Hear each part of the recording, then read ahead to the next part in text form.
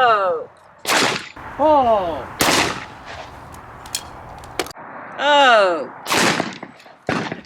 Well, we did okay.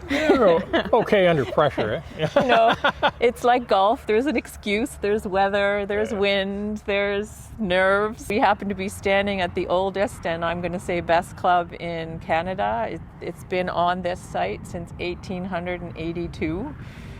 So, you know, we have this long history of you know, safe competition, safe recreation in sport.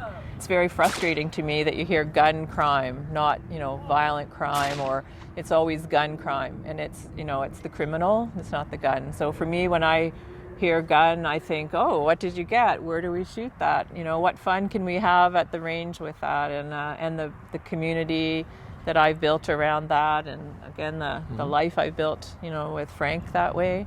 We go together as a couple, we shoot, it's something we do together.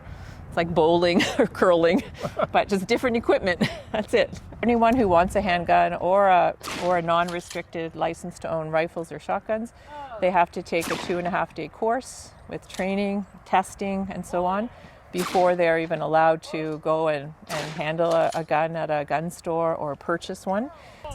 We have to store them a certain way. We have to transport them a certain way. We have to store ammunition separately. We have to show our license when we buy ammunition or components to reload ammunition. So the things that are in place already are very, very effective in making sure that people who are licensed can own the guns and people who aren't licensed are criminal. We've seen a 32% rise in violent crime in the last 8 years. We've seen a 92% rise in gang homicide.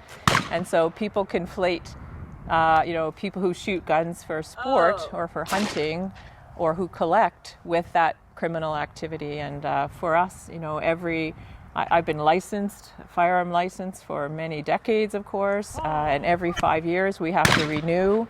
So we have to declare to the government, to the RCMP, we have to declare financial health, physical health, mental health, any changes in our relationships. There are 3 different levels of licensing, levels of firearms classifications. There's non-restricted, restricted, and prohibited. So a handgun is a restricted, and that's an increased level of scrutiny, if you will.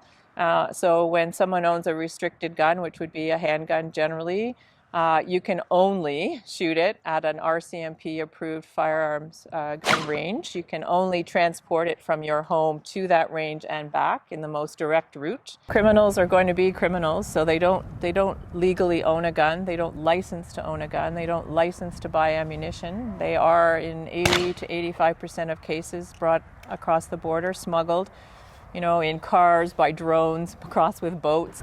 There is frustration. We just want to be able to enjoy our sport. We want to be able to go hunting. We want to be able to, you know, stay with our community and do what we enjoy doing.